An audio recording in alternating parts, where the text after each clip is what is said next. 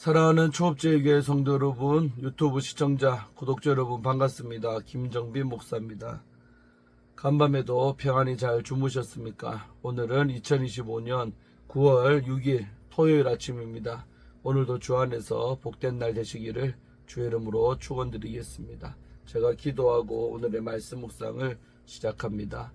하나님 아버지 감사합니다. 간밤에도 지켜주시고 이렇게 또 좋은 토요일을 허락하여 주시면 감사합니다. 오늘 하루도 하나님 안에서 편히 쉬면서 또 주의 영광을 나타내며 아버지의 뜻을 이루는 복된 토요일 되게 도와주옵소서. 주 안에서 좋은 하루 될 줄로 믿습니다. 오늘도 말씀 묵상할 때 하나님의 뜻을 깨닫고 하나님의 음성을 듣는 복된 시간 되게 하여 주옵소서. 이 시간을 주께 의탁하옵고 예수님 이름으로 간절히 기도하옵나이다. 아멘. 할렐루야. 좋은 아침입니다. 오늘 함께 말씀 묵상하실 본문은 로마서 우리 3장 1절부터 8절까지 말씀입니다. 오늘은 우리 짧으니까 두 번 우리 개역 개정판으로 또 우리말 성경으로 두 번 읽도록 하겠습니다. 함께 읽기를 바랍니다. 그런즉 유대인의 나음이 무엇이며 할례의 유익이 무엇이냐? 범사에 많으니 우선은 그들이 하나님의 말씀을 맡았음이니라. 어떤 자들이 믿지 아니하였으면 어찌하리요? 그 믿지 아니함이 하나님의 미쁘심을 패하겠느냐? 그럴 수 없느니라. 사람은 다 거짓되되 오직 하나님은 참되시다 할지어다. 기록된 바 주께서 주의 말씀에 의롭다함을 얻으시고 판단받으실 때에 이기려 하심이라 함과 같으니라. 그러나 우리 불의가 하나님의 의를 드러나게 하면 무슨 말하리요? 내가 사람의 말하는 대로 말하노니 진노를 내리시는 하나님이 불의하시냐? 결코 그렇지 아니하니라. 만일 그러하면 하나님께서 어찌 세상을 심판하시리요? 그러나 나의 거짓말로 하나님의 참되심이 더 풍성하여 그의 영광이 되었다면 어찌 내가 죄인처럼 심판을 받으리요? 또는 그러면 선을 이루기 위하여 악을 행하자 하지 않겠느냐? 어떤 이들이 이렇게 비방하여 우리가 이런 말을 한다고 하니 그들은 정죄받는 것이 마땅하니라. 아멘. 우리말 성경으로 한 번 더 우리 읽도록 하겠습니다. 그러면 유대 사람이라고 해서 무슨 혜택이 있고 할례에는 무슨 가치가 있습니까? 여러모로 많습니다. 첫째는 그들이 하나님의 말씀을 맡았다는 것입니다. 그런데 그들 가운데 어떤 사람들이 믿지 않았다면 어떻게 되겠습니까? 그들의 불신앙이 하나님의 신실하심을 무효화시키겠습니까? 결코 그럴 수 없습니다. 사람은 다 거짓말쟁이라고 해도 하나님은 진실하십니다. 기록되기를 주께서 말씀하실 때 의롭다는 인정을 받으시고 판단받으실 때 이기려 하십니다. 라고 한 것과 같습니다. 그러나 우리의 불의함이 하나님의 의를 드러나게 한다면 우리가 무슨 말을 하겠습니까? 내가 사람들이 말하는 논리대로 말해보면 하나님께서 우리에게 진노를 내리신다고 해서 불의하시다는 말입니까? 결코 그럴 수 없습니다. 만일 그렇다면 하나님께서 어떻게 세상을 심판하실 수 있겠습니까? 그러나 어떤 사람들은 반박할 것입니다. 내 거짓으로 인해 하나님의 진실하심이 더욱 풍성해져서 그분에게 영광이 됐다면 왜 내가 여전히 죄인으로 심판을 받느냐? 그리고 선을 이루기 위해 악을 행하자라고 말하지 않겠습니까? 어떤 우리 사람들은 우리가 그렇게 말한다고 비방하니 그런 사람들은 심판을 받아 마땅합니다. 아멘. 이렇게 본문 말씀 우리 먼저 주의하도록 하겠습니다.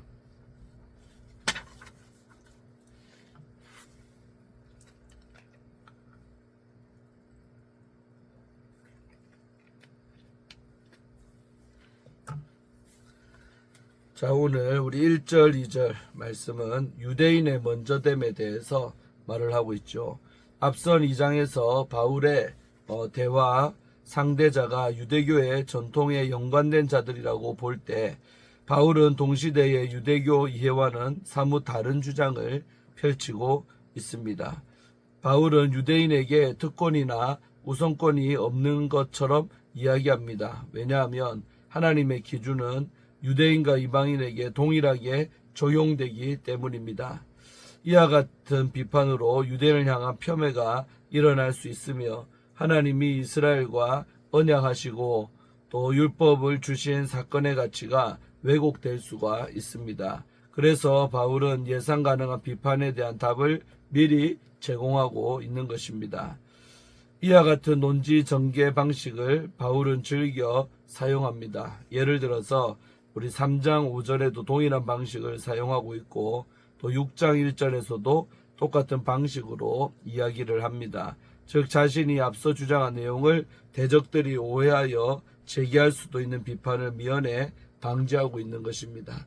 바울이 말하는 유대인의 남음과 할례의 유익은 무엇인가? 먼저는 말씀을 맡은 것입니다. 여기에서 말씀으로 번역된 단어는 로고스가 아니라 로기아입니다. 로기아는 하나님의 말씀과 계시를 전반적으로 포괄하는 의미라고 볼 수가 있습니다. 즉 율법에만 국한된 것이 아니라 구약의 모든 말씀 혹은 선지자적 전통에서 하나님의 뜻이 담긴 계시를 의미하고 있습니다. 영어로도 신탁이라는 의미의 오라클로 번역됩니다. 즉 유대인의 나음은 하나님의 계시를 받은 것이라고 이야기를 합니다. 다시 말해서 율법이라는 특정 규율을 소유한 것을 자랑으로 삼는 유대교적 배경을 가진 그리스도인들에게 율법이 유대인의 우월함을 보여주는 그런 수단이 아니고 하나님이 택하시고 말씀을 주시고 그 뜻을 먼저 알리신 것이 그들에게 주신 특권이라고 바울이 서술하고 있는 것입니다. 자, 오늘 3절과 4절 2절은 하나님의 미쁘심에 대해서 말을 하고 있죠. 여기에서 말하는 어떤 자들은 문맥상 유대교적 배경을 가진 자들이라고 볼 수가 있습니다. 즉 유대인 중에 일부가 믿지 않아 하나님의 부르심에 합당하게 살아가는 것에 실패했다고 하더라도 그것이 하나님의 신실하심을 패할 수가 없는 것입니다. 왜냐하면 인간의 실패가 하나님의 언약의 실패가 될 수 없기 때문입니다. 여기에서 믿지 아니함을 나타내는 동사 우리 헬라어 아피스테오와 또 하나님의 미쁘심을 이야기할 때의 피스티스 우리 헬라어인데 이것은 같은 헬라어 어휘소를 공유하고 있는 단어들입니다. 즉 어떤 자들이 신실하지 않다고 해서 하나님의 신실하심이 그치지 않는다는 것입니다. 신실함이라는 용어는 언약 관계에 사용될 수가 있는 그런 용어입니다. 즉 하나님이 이스라엘 백성을 언약으로 초대를 하셨는데 이스라엘 백성이 그 언약에 신실하지 않으므로 언약을 깨뜨렸다고 해서 하나님은 그 언약을 폐기하거나 취소하지 않고 당신의 신실함으로 그 언약을 계속 이루신다는 그런 뜻입니다. 인간의 연약함이 하나님의 신실함을 무력화할 수 없습니다. 이것은 당시 조약이나 또 언약의 일반적 원칙과도 다른 하나님의 긍휼하심이라는 성품을 잘 보여주고 있습니다. 언약은 양쪽 당사자들 모두에게 신실함을 요구하고 있습니다. 그런데 하나님은 이스라엘이 언약의 불성실함에도 언약을 파기하지 않으시고 신실하심으로 그 언약을 이루어 가시는 것입니다. 이것은 구약의 이스라엘 백성의 역사와도 맥을 같이 하고 있습니다. 구약에서도 하나님의 언약에 신실하지 않은 이스라엘 백성은 실패를 했습니다. 그러나 여전히 하나님은 그들을 향해 새 언약을 맺으시고 회복을 약속하십니다. 그리고 그 새 언약을 전적으로 하나님의 은혜이자 선물입니다. 이 같은 역사를 알고 있는 바울은 유대인의 실패와 불순종에도 불구하고 하나님이 의로우시고 언약의 신실하심을 신뢰하고 있습니다. 바울은 불순종한 이스라엘과 새 언약을 맺으신 하나님이 실패한 모든 인간에게 당신의 의로움을 보이실 것을 신뢰합니다. 이것이 바로 그리스도를 믿음으로 말미암는 새로운 의라는 개념입니다. 자, 5절, 6절, 7절은 인간의 불의와 하나님의 의에 관해서 말하고 있지요. 바울은 다시 한번 수사적 방식으로 자신의 메시지를 전달하고 있습니다. 로마서 우리 2장과 같이 3장에서도 질문을 하고 스스로 그 질문에 대한 답을 제공하고 있습니다. 5절에서 바울은 자신을 향해 제기될 수 있는 비판을 예상해 도리어 반문을 합니다. 진노를 내리시나 하나님의 불의하시냐? 라는 바울의 질문은 구약의 하박국 선지자의 질문을 연상시킵니다. 불의한 이스라엘을 향한 하나님의 심판 예고 앞에서 하박국은 하나님의 의로우심을 의심합니다. 하나님이 선택하시고 언약을 주신 백성을 심판하지 못하시는 것은 오히려 하나님의 공의를 무너뜨리는 것입니다. 언약에 실패한 이들에게는 하나님의 심판이 당연히 임할 수가 있습니다. 따라서 하나님의 공의로운 심판도 하나님의 의로우신 속성을 반영하고 있습니다. 하나님의 진노와 심판은 여전히 의롭습니다. 바울도 이야기합니다. 하나님이 심판하시는 것은 그분이 의로우신 분이기에 가능하다는 것입니다. 자, 마지막 8절은 우리 악한 자들의 질문에 대해서 나오죠. 바울은 예상 반문에 대하여 대답함으로 대적들의 비판을 미리 반박을 합니다. 특히 바울을 비방하는 자들은 바울의 말을 오해하여 바울이 죄를 부추긴다라고 합니다. 하지만 바울이 이야기하고 있는 핵심은 하나님의 신실하심에 있는 것입니다. 하나님은 실패하지 않으신다는 것입니다. 그런데 행악자들은 도리어 반문합니다. 그렇다면 우리의 죄와 실패가 하나님의 의로우심과 신실하심을 드러내는 도구가 된 것이라면 더더욱 죄를 지어도 되는 것 아닌가? 바울은 그들에게 정죄를 선포하고 있습니다. 하나님의 신실하신 성품을 악용하여 자신의 악행을 정당화한다면 정죄를 피할 수가 없습니다. 바울의 일침을 현대 그리스도인들도 귀담아 들어야 할 것입니다. 죄를 지어도 통회하거나 돌이키지 않고 하나님의 신실하심이 나의 구원을 취소시킬 수가 없다라는 맹목적인 구원의 확신은 아니란 태도에 불과하지요. 그것은 바울의 대적들이 하던 오해와 같습니다. 그리고 그 오해는 정죄에 이를 수 있는 매우 위험한 그런 생각인 것입니다. 자, 이제 주에 마쳤고요. 또 이어서 우리 함께 묵상하도록 하겠습니다. 우리 신실하신 하나님에 관해서 한번 봅니다. 바울은 오늘 로마서를 통해서 복음의 본질을 논리적으로 펼쳐가고 있습니다. 오늘 본문은 그 중에서도 하나님의 신실하심을 집중적으로 변증하는 그런 단락입니다. 바울은 유대인들이 받은 특권이 무엇인지 묻습니다. 그들은 하나님의 말씀을 맡은 백성이라는 그 어떤 민족도 누릴 수 없는 복을 받았습니다. 우리 1절과 2절에 나오죠. 그러나 그들 가운데 신실하지 못한 자들이 많았습니다. 하나님의 율법을 소유했지만 삶에서는 그것을 배반하는 경우가 허다했습니다. 이들은 하나님의 약속을 받았음에도 하나님의 백성답지 않아 언약의 효력을 상실한 그런 상태였습니다. 바울의 이 주장에 그들은 이렇게 반문할 수가 있습니다. 그렇다면 하나님의 약속이 무효가 된 것이냐? 이는 곧 하나님의 신실하심에 대한 질문으로 이어졌지요. 율법을 가지고 있어도 하나님의 백성이라는 지위를 잃어버렸다고 느끼면 하나님의 약속 자체를 의심하게 됩니다. 바울은 단호하게 말합니다. 그럴 수 없다라고요. 4절에서 이는 헬라어로 우리 메게노이토라고 하는데 바울이 자주 사용하는 가장 강한 그런 부정 표현이 되겠습니다. 단순히 그럴 리 없다라는 뜻을 넘어 상상조차 할 수 없다라는 강한 반박입니다. 바울은 이어서 사람은 거짓되지만 하나님은 참되시다라고 말하고 있습니다.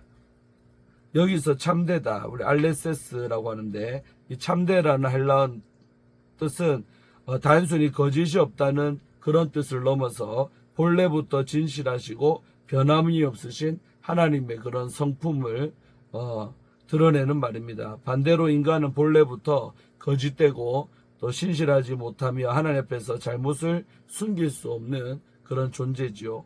그래서 바울은 시편 51편 4절을 인용해서 인간의 불신실함 속에서도 하나님의 말씀은 결국은 옳게 드러나며 하나님은 언제나 공정하게 심판하신다는 사실을 강조합니다.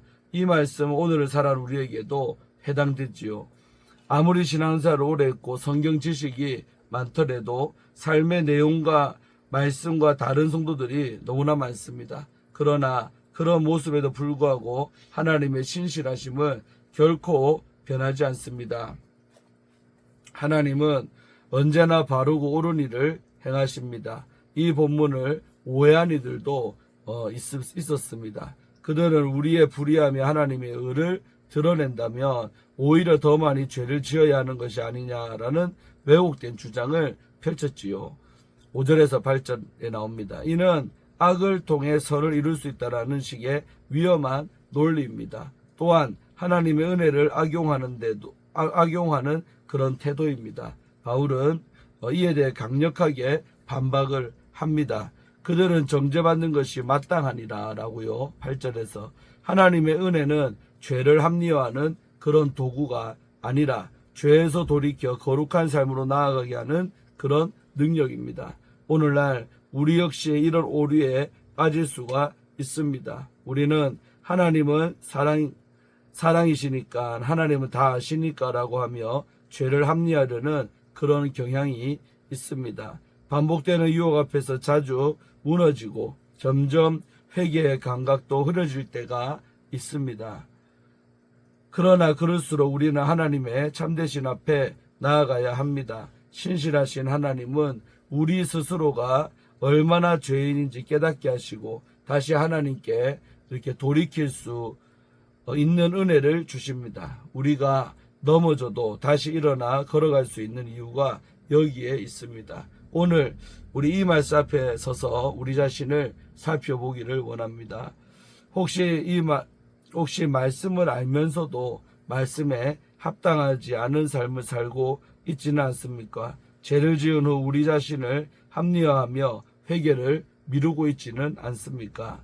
하나님의 은혜는 바다처럼 무한하지만 그것은 결코 죄를 방치하라는 허가증이 아닙니다. 오히려 우리를 죄에서 건져내어 참된 자유와 생명으로 인도하는 길입니다. 사랑하는 성도 여러분, 하나님의 말씀은 언제나 참되며 그분의 심판은 언제나 의롭습니다. 인정하십니까?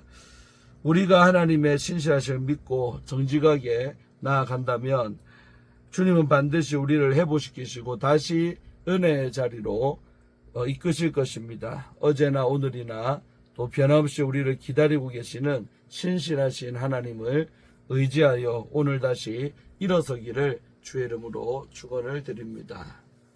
할렐루야. 오늘도 귀한 말씀 하나님 주셔서 너무나 감사합니다.